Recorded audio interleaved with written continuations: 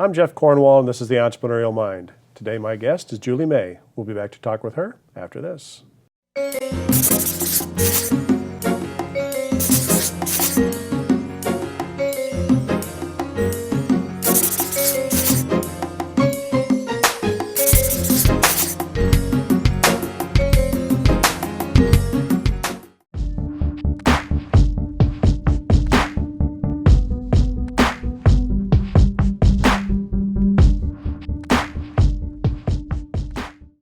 Welcome, Julie. Hey, Jeff, how are you? I'm doing fabulous. It's so nice to finally have you here. I feel like I should have had you here a long time ago. We've known each other for a goodly long time now. Yeah, well, you're just saving the best for last. Well, there you go. Hopefully not last. Well, not last, of course. No.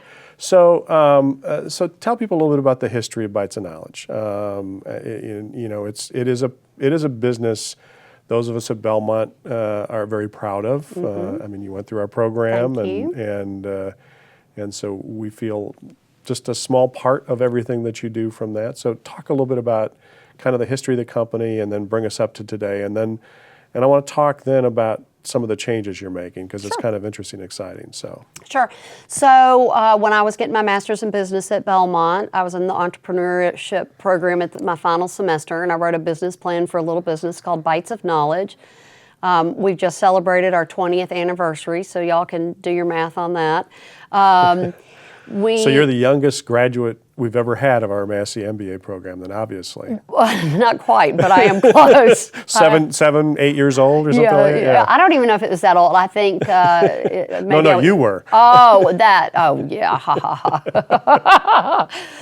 Oh, it takes a moment. I am blonde. So I sat on the plan for a couple of years because at the time I was 28 or so, which is the truth, and was just not certain about where things were going, but had distributed the business plan to a few friends.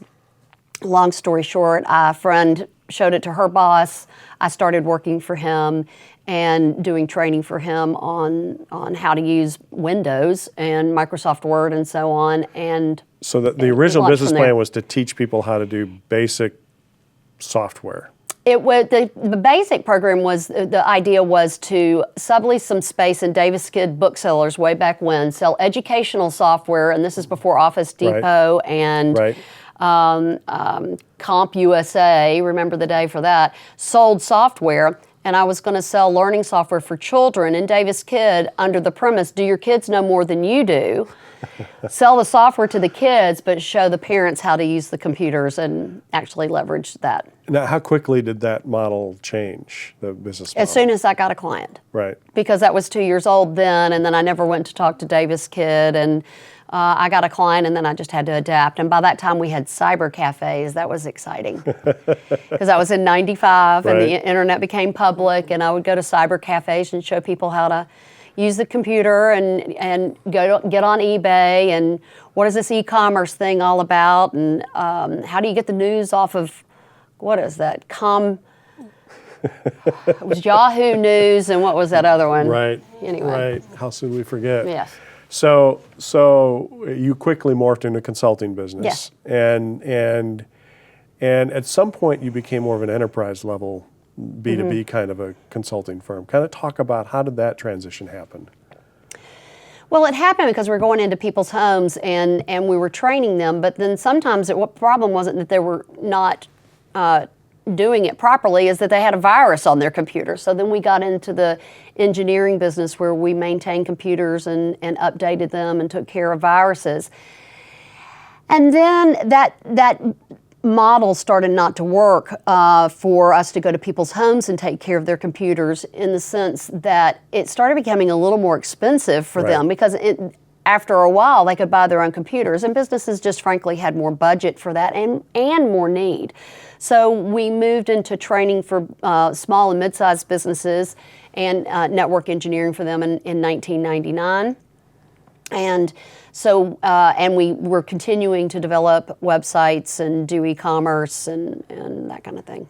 So you just really evolved as the market evolved and kept current and kept up to date. Yeah, we still do the basic things. It's just that we are iterating as we go and just adapting and evolving, staying ahead of the commodity curve. Right. So let's shift gears a little bit. You and I were chatting a bit before we went on, and I know you've been kind of searching on kind of how to keep your company moving ahead and how to keep it relevant, and you've kind of come upon something you think is going to change your business. It sounds like. So can you talk about that a little bit? Yeah, I think it is.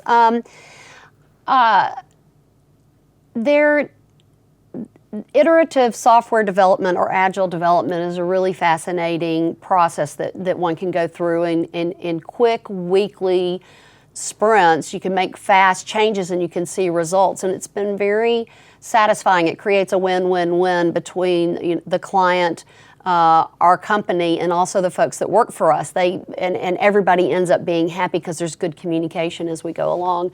And what's happening is that iterative software development or agile software development is turning into and impacting management and marketing as well. If you take that model and you combine it with the millennial workforce, a robust remote working policy, and work-life balance, all of a sudden something interesting happens. The monkey is all of a sudden off my back. Now I have to combine that with a lot of culture reinforcement. So let's back up just a little bit. Yeah. So the agile development of software, that's pretty clear. You start with a minimal viable product, you test it, you refine it, you keep moving it ahead. Talk about how that transfers to management. I mean, what does it look like when you apply that kind of a practice to management? Day to day, what changes? So what changes is you don't refer to people anymore, you refer to roles. So I think probably it's interesting. It starts becoming more of a team function, and people have to hold each other accountable. And there are meetings that are held for between the people who have the right knowledge to determine what products they may resell, or what services are most profitable, or who's going to make decisions on the internal infrastructure of the company. And then there are teams that have certain services they provide, and then there's team hires and team terminations, we'll call it.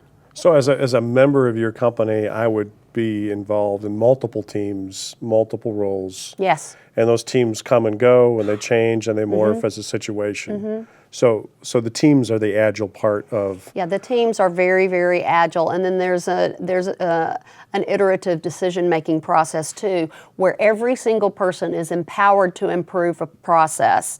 And so they can come up with a process change, they can propose it to the group, they can clarify it, other people can object to it, it can be amended, and then it goes through a process as to whether it is approved or not approved.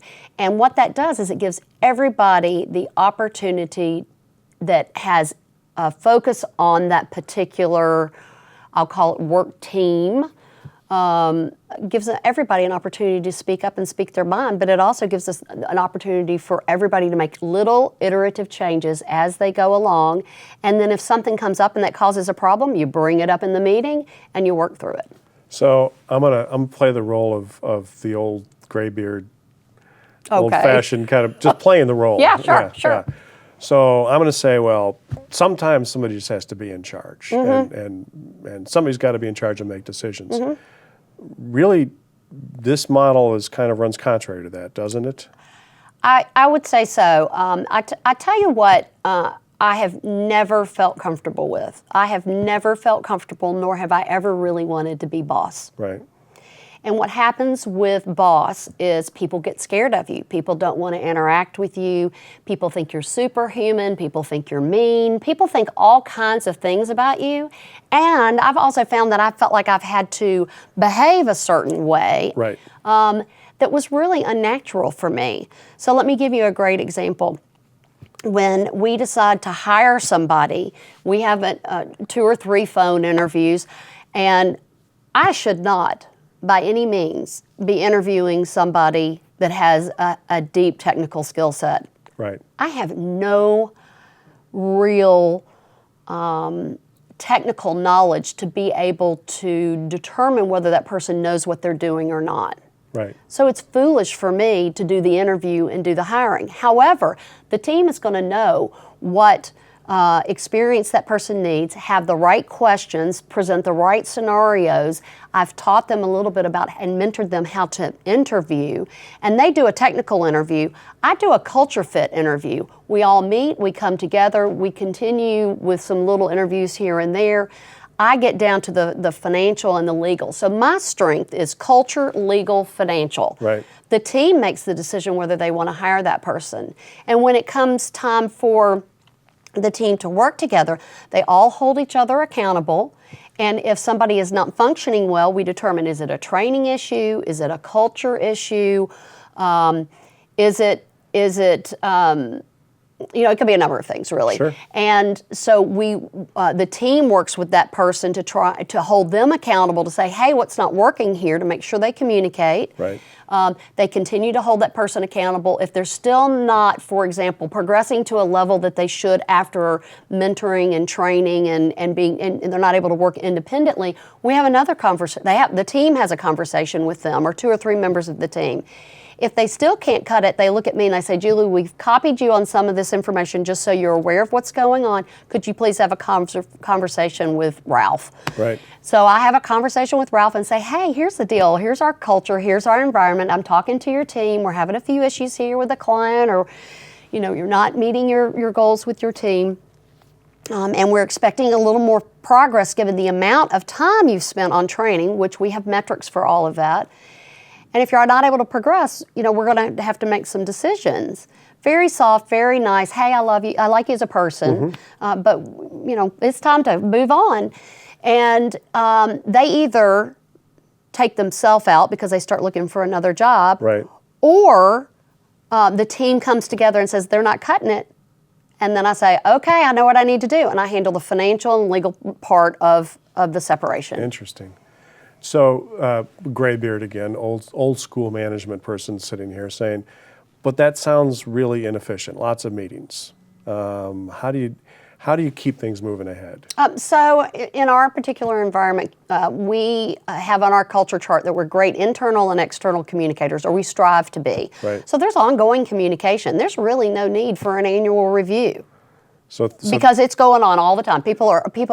We encourage transparency and communication. We have a no triangulation policy, which means if I have a problem with you, I can't go talk to Susie about it and not come back to you. Susie has to hold me accountable and say, all right, Julie, I'm so glad you talked to me about Jeff. Now when are you going to go talk to Jeff? And then have the conversation. God, it sounds fascinating. I bet you're having a ball doing this. I love it. That is just fascinating. So I would love to get you back sometime soon and kind of hear about this, because you're really just rolling this out now and kind of implementing it. And I would love to hear about the progress. And Sure. Because I think you're right. I think it's the model, that, especially in technical businesses that hire a lot of millennials and people who are going to be free floaters in the economy anyway, to kind of keep them in an environment that's going to keep them engaged. Well, I think when we're moving to a market full of specialists who are going to have to come together as a group in order to provide a holistic solution for clients in order to spend their money wisely and Right. to leverage specialties. So I think it's critical for that. There's no question about that. Fascinating. Well, good for you to keep moving ahead. It's so easy to become complacent in a business, and obviously that's never been the case with you, Julie. So No, I'm always learning always every day. moving ahead. So, well, again, we're so proud to have you Thank as an you. alum, and appreciate all you do. And I'm grateful. Excited for all the cool things you're doing. Well, we'll see what happens, but it's fun. Thanks. Thanks.